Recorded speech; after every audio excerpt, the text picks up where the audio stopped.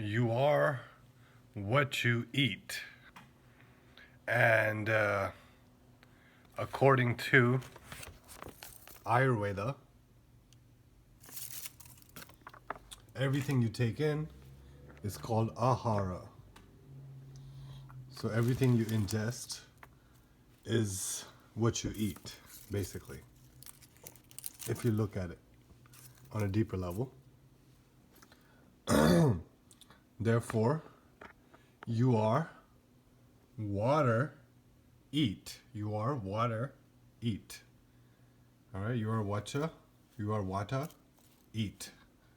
So, water, according to Ayurveda, is supposed to be eaten, and food is supposed to be drunk. So, what does that mean? So, when you eat food, you're supposed to chew it, and you're supposed to chew it till it becomes completely liquid, like a soup, like a smoothie. So, basically, um, you're supposed to drink your food. And with water, you're not supposed to just gulp it all down. You're supposed to take it slowly and subtly. You're supposed to take it very gently.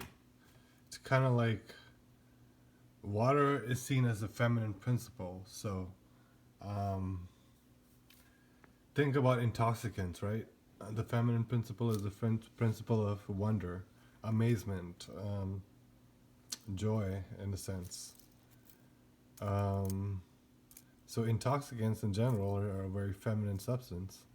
Just like the moon, they tend to bring pleasure and joy and wonder, but they can also cause more accidents as during the full moon, and it can also cause tragedies like Romeo and Juliet and Hamlet.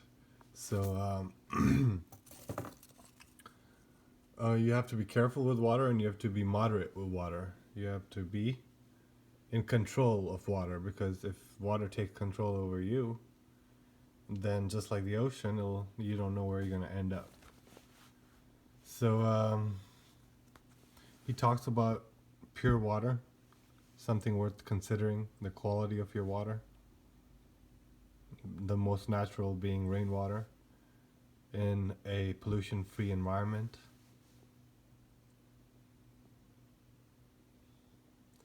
So there's some diseases and body conditions which can be relieved, which can be prevented with the proper use of water. It's all right here. Then these talks about the different good types of water that I already went over. And then also there's the time, quantity, and the method of water intake. I kind of described the method previously. And the time is also important. So that's the number one thing. You cannot just drink water, for example, when you have a cold. You shouldn't be drinking ice cold water when you have a cold. That's a time to avoid water, and they talk about here, and I already talked about the times such as obesity and conditions of the phlegm humor, for which water use is bad, actually. And thinking about it, Western people in general, European people, tend to be more of a phlegm constitution. So for them, water is an essential topic, because the water regulation in your body can cause things like flu, cold, asthma, bronchitis for sure. What else? It can cause depression, mental lethargy, lack of energy and willpower. Many different things can be caused by the improper use of water. Diabetes probably too. So I'm just saying that we need to be more mindful of how we drink water or eat water, because you are water eat. So these are the conditions where water should be reduced, okay? They always say drink 10 glasses of water, But Ayurveda says if you have anorexia, excessive salivation, diabetes, weak digestion, abdominal problems, certain abdominal problems, edema, kidney dysfunctioning, yeah, that's what I forgot, and the water dysregulation, edema, excessive sneezing, right, a chronic cold, tuberculosis, eye ailments, skin diseases such as leprosy and wounds. So I already talked about what smoke therapy, and I find smoke tends to relieve some of the effects of water imbalance in our body, but it's not the ultimate solution. For that, we have to consider what the natural world tells us, the natural reactions of what we ingest, karma. So here it's talking about also what happens when you don't listen to your body and the natural laws and abuse them. And it says how if singers, speakers, teachers, and students who have to speak a lot drink water after meals, then it's going to be more problematic and cause more problems for them because they need the oil to remain in their throats after eating. And in general, water shouldn't be drunk right after the meal because that will put out the digestive fire, so to speak, in a very simplistic language. So now let's talk about the difference between hot and cold water, and let's get into the details because we already talked about the quantity, we talked about the time, we talked about the method. We talked about certain people should drink less and certain people should drink more. For example, water relieves the bile humor symptoms, minimizes toxic effects, relieves dizziness, burning, indigestion, fatigue, especially cold water. And we'll talk about the medicinal uses of hot versus cold water right now. Intoxication and vomiting, all right? It also strengthens the heart. So that is water. Now let's talk about how to use water for better usage. So I'm just going to turn this for just a second. So cold water is effective for syncope. What is syncope? It's lightheadedness, dizziness, fatigue, dyspnea, which is breathlessness. So that's like after you just ran a mile or something, you do feel helped by drinking water. You feel relieved, especially your lungs or your breathing. And then aggravated pitta, which means the bile humor, the fire element, is too high in your body. Burning sensation. All right. Blood vitiation, which means impurities in the blood, which can cause burning-like feelings and like toxic symptoms and feeling of toxicity in your body. Poisoning, right? Another thing cold water is good for. Intoxication, yes. You can just drink some cold water to bring your high come down. All right, like Nate Dogg said. Ooh, she makes my high come down. You make my high come all the way down. Ooh, you make my high. So that's the female principle, to make your high come down. Vomiting also is helped with cold water if you have excessive vomiting that you want to release. And bleeding can be prevented by cold water, especially nosebleeds. I know a lot of kids, they drink soda all day and then they go to PE and they have crazy nosebleeds all over the place, and they're just not drinking enough water, you know? I tell them too, but unfortunately the water quality is terrible in the schools, buildings. It also boosts, but some kids carry their own medicine with them, not the vapors. It also boosts digestion, all right? It also boosts digestion. My aunt once told me when they found out when I was a kid smoking weed for my body to build my body up, they would tell me, yeah, you don't need to smoke weed for a big appetite, because I would eat, because I used to be very skinny and very lean, and well, I still am, but I used to be very lean, no muscles, and I started building muscles, and that helped me mentally too, psychologically. All that exercise probably, and smoking, and freedom. But yeah, so she told me that if you you can just drink half a glass of water, and I guess she meant cold water, regular, cold water that you get from the tap, or at room temperature. And once you drink that cold water, it can boost your digestion, and you'll be hungry in half an hour. And it does work, because I think the water starts peristalsis in your digestive system, which means it moves the food downward and towards the elimination. But cold water also aggravates, so when to avoid cold water, it tells you. So we learned that it's good for all these conditions right here. You can pause it, and you can pause the video and read them. And these conditions, especially nosebleeds. But it aggravates anorexia. So anorexics, and then people who have abdominal distension, flatulence, gas humor. Gas is already cold because wind is cooling in nature. So it's bad for that, because it will kind of constrict instead of expand what you need it to do when there's gas. So then there's Spruce syndrome.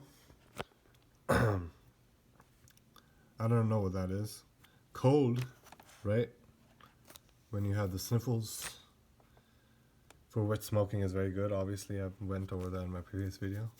Sore throat, congestion, bronchial asthma, cough, hiccups. So all the things that smoke therapy is good for, cold water is the opposite, right? Which makes sense, because it's fire versus water, and they're opposite elements.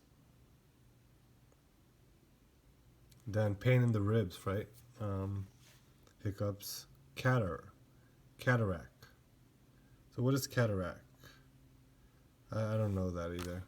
I don't think they're talking about the thing in the eye, but maybe. Oh, I think they're talking about the nasal drip, post-nasal drip and stuff. And it is detrimental after eating oily foods, okay? So definitely never drink cold water if you've just drank or eaten some cheese or some meat or something, yeah, avoid cold drinks when you're eating fatty foods. Maybe that's why people are having bad reactions from eating fatty foods.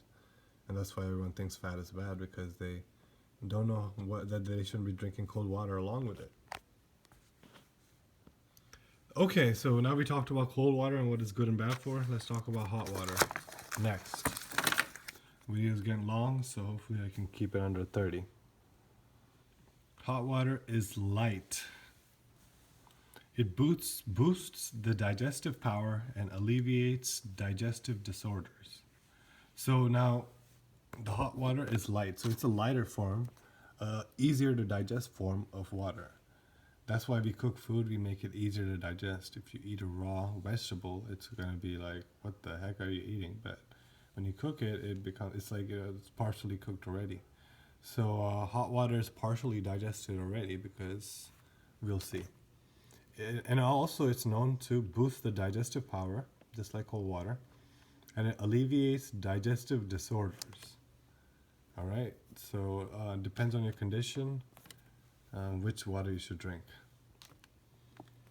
It pacifies chronic cold, hiccups, distension, flatulence, and the effects of aggravated gas humor, vata.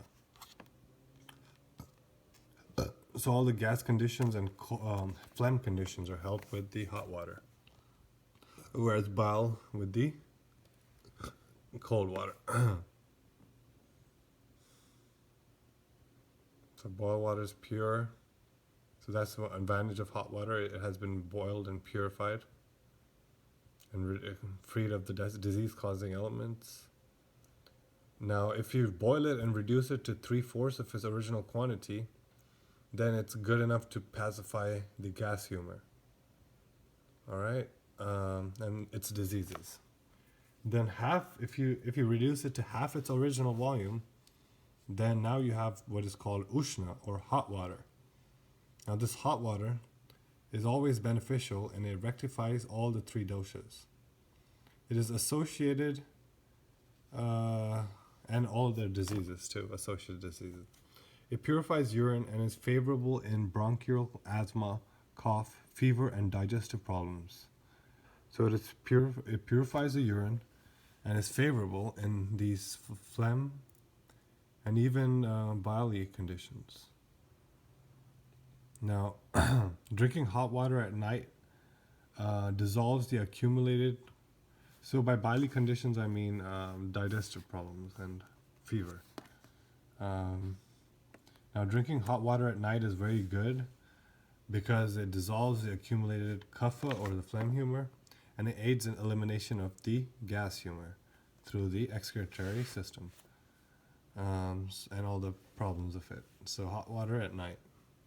And that makes sense because night is a time when it's getting colder and colder and colder, so you would need heat, and even in your water, ideally. Now, if you reduce it to 1/4 of the original quantity when you boil it, then that's called Arogyambu. Arogya means disease-free. And Ambu, I think is a god's name, but I forgot what it meant. A female goddess, maybe. Amba. But anyway. It is always beneficial, right? Also, so hot water is always beneficial. It is light. So this is very light water. It is easily absorbable. And it also strengthens the digestive fire. If taken hot, it also relieves constipation because it just like sends that hot water right down there. And it relieves flatulence, It relieves the distension of the stomach, which is caused by gas. It relieves severe stomachache. All right. It relieves anemia.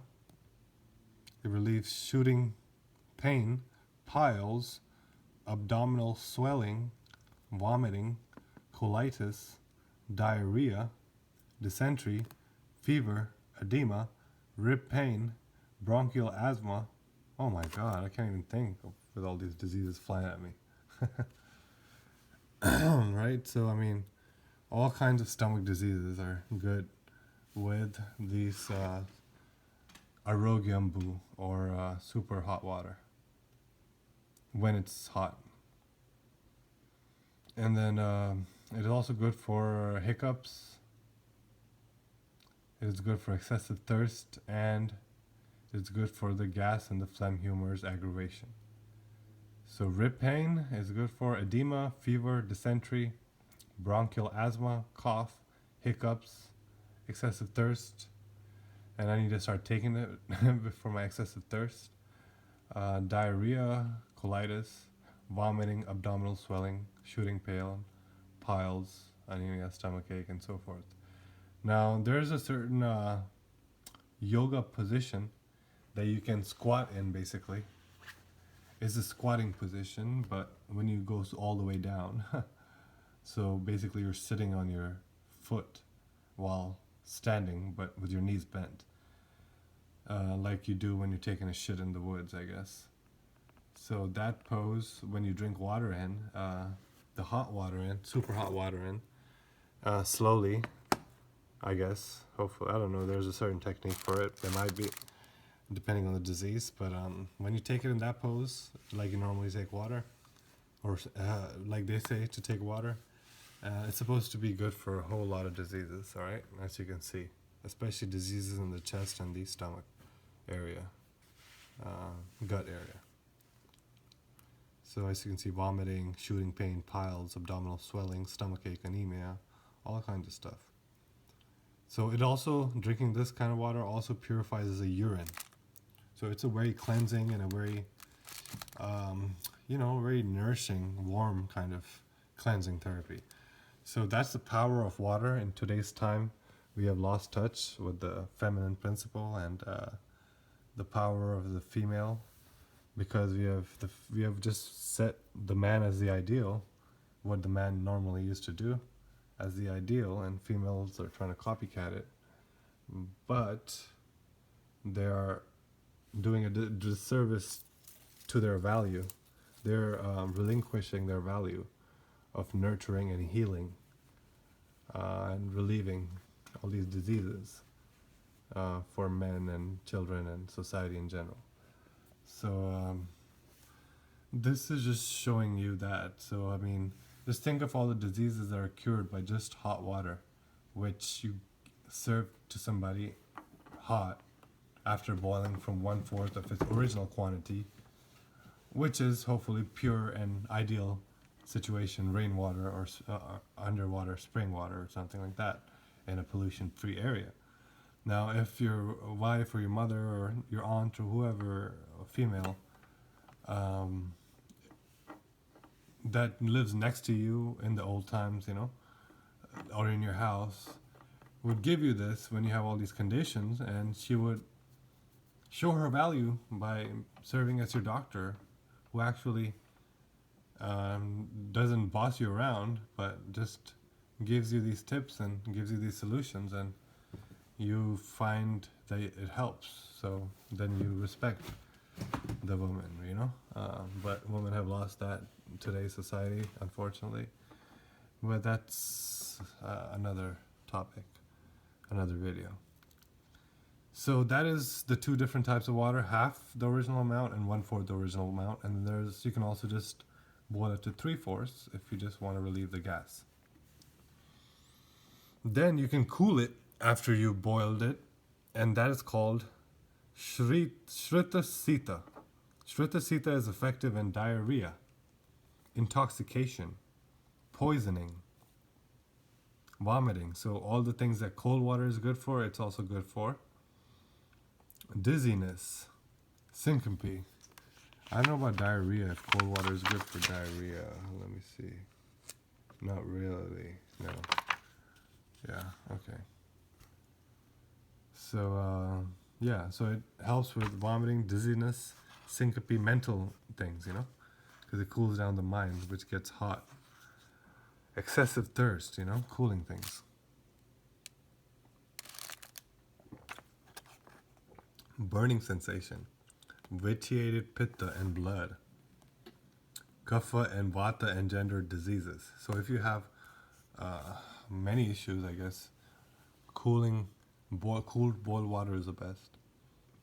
If you have, you know, confused all kinds of humorless diseases.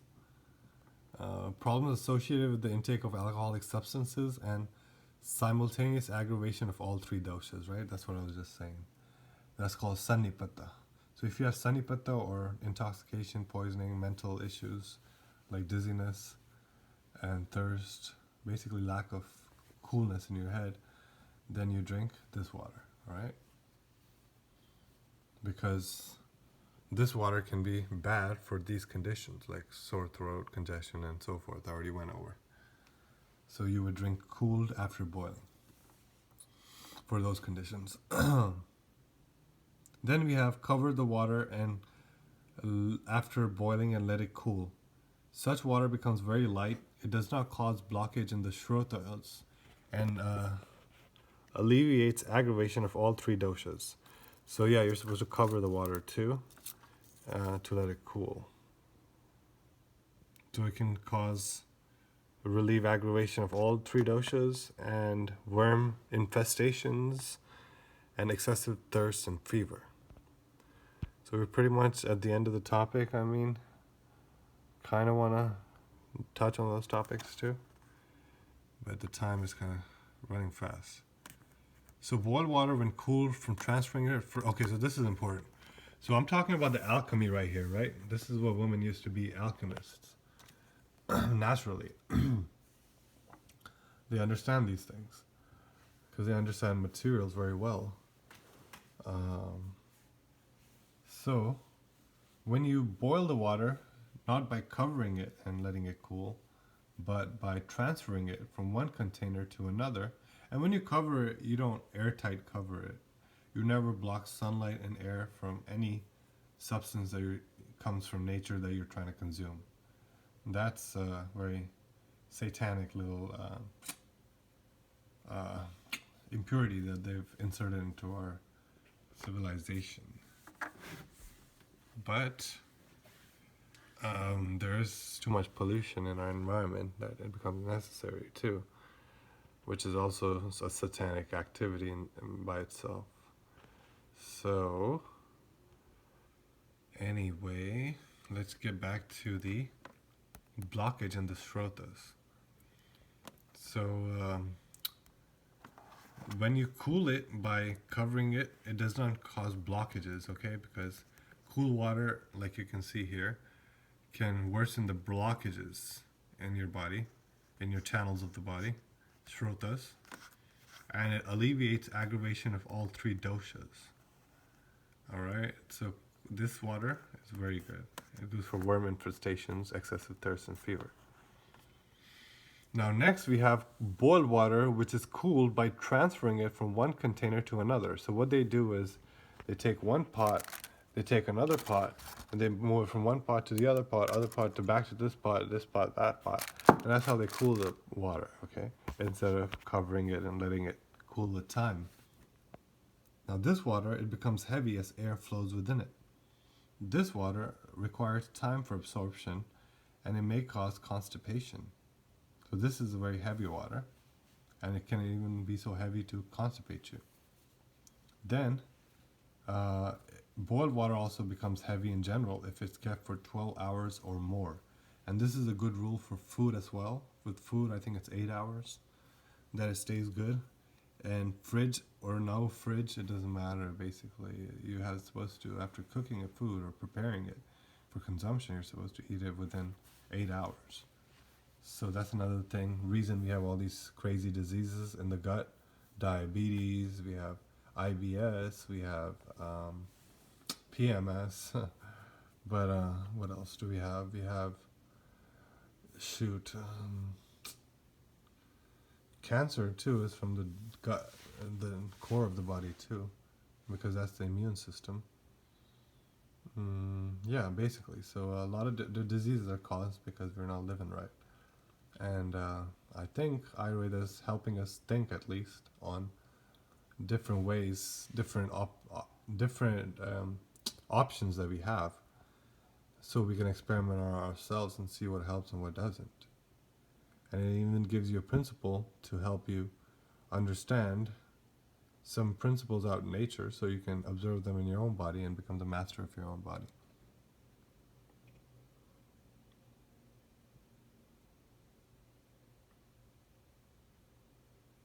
Okay?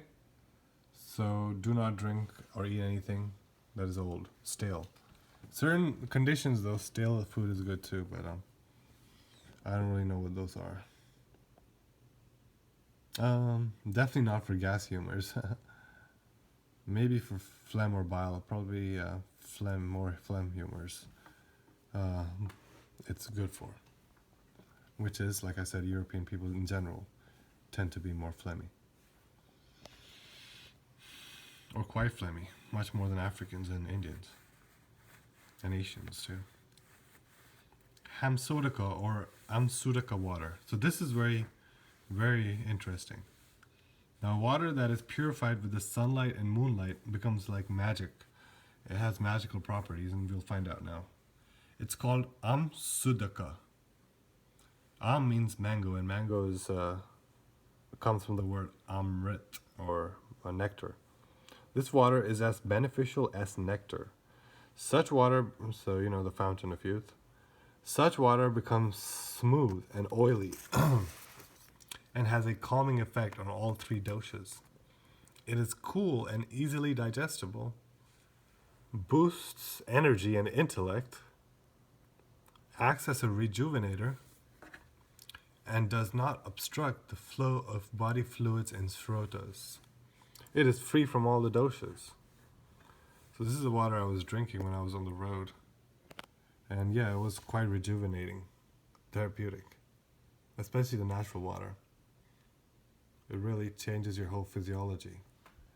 And the air too in the wild areas, not in this civilized, crowded areas. So yeah, it is free from all the doshas. All right, it is completely pure. And then there's Usha panna, which is water intake in the morning. Drinking water on an empty stomach in the morning prevents sore throat, aggravated cold, bronchial asthma, constipation, edema, and even possibly wrinkles and graying of the hair. Okay, so water intake in the morning is definitely good for the throat, for your chest, and for your gut. Constipation, gas, phlegm, and a lot of things. Then water intake according to this, but definitely drink hot water in the morning. Especially most people, it's good. Hot water is good, unless you have bowel conditions. In that case, cold water. Unless it's late at night and it's very cold outside. Water intake according to the season. Summer and autumn. Now this is India. Usually it's flipped in the West, so just be mindful of that. Summer and autumn. Arogyambu water boiled to 1/4 of its original quantity. Winter, spring, and rain. So these are the wet seasons.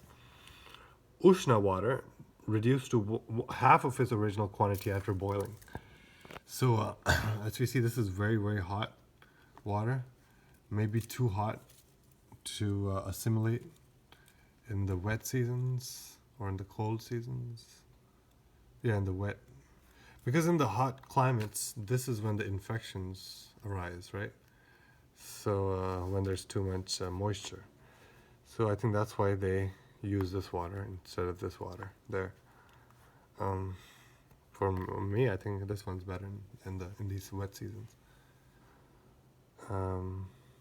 But sometimes this is too, because we have a lot of bile issues.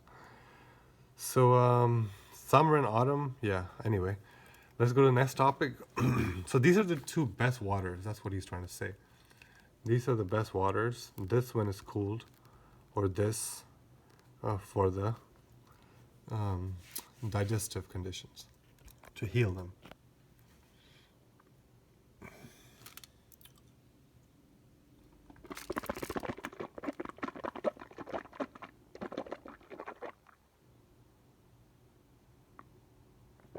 So there's different water therapies you could do too. Just, you heard me swirling my water in the mouth. That's the cleansing therapy to clean the mouth. Just like a mouthwash, even pure water does it. You don't need a mouthwash. I think wine might be better. They say it's bad for the teeth, but whatever. So yeah, many different forms. You can hold water in your mouth. Many different therapies using water. But they say to chew it. So let it sit under your teeth and move it around a little bit before you drink it. That way your saliva comes to your gut and heals your gut. Time required for absorption of water. So it says 45 minutes or so. But water that is not boiled takes 3 hours. Boiled and cooled takes 1.5 hours. And boiled water drunk warm takes 45 minutes to get absorbed. So that's a magic number, 48, according to Indian numerology. 48 minutes is very critical. When you cook food, it's best to take it within the first 48 minutes. And same goes for other natural substances. For example, if you pluck a fruit from a tree, in the first hour you should eat it. That's the best to get all its nutrients. So it is clear that unboiled water is heaviest and boiled and warm water is the lightest. So one must choose water according to one's digestive capacity. Okay, so now we're done pretty much. This just talks about impure water. So you can see odor, taste, and so forth. Look, use your senses. You have 5 senses. Touch, sight, taste, smell, and also the potency. All right, we already touched it. We don't have to hear it because water sounds the same. I think. But also there's potency. So if it takes too much time to get absorbed, if it induces thirst even after drinking, it causes heaviness and salivation, that is telling you that the water you are drinking is bad quality, okay? You shouldn't have thirst after drinking or excessive salivation.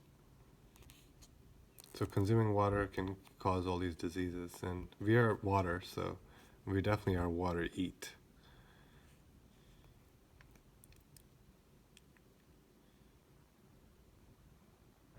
So yeah, you can read this and this and this if you want later on your own time. Hope you enjoyed this video and learned something. Definitely when you watch videos where I'm just reading, have a notepad in front of you, some kind of even sticky notes, and jot down a few points, and take some notes, because there are a lot of details up in here, and you want to take what you need and some tips. But this is a very vast topic, as you can see. I've never really given advice to. I have given advice to people, sure, but it's just been teaching them new techniques that they didn't know. I could use some help, but that's up to people to initiate. All right, so that's my Ayurveda. You are water you eat. Peace.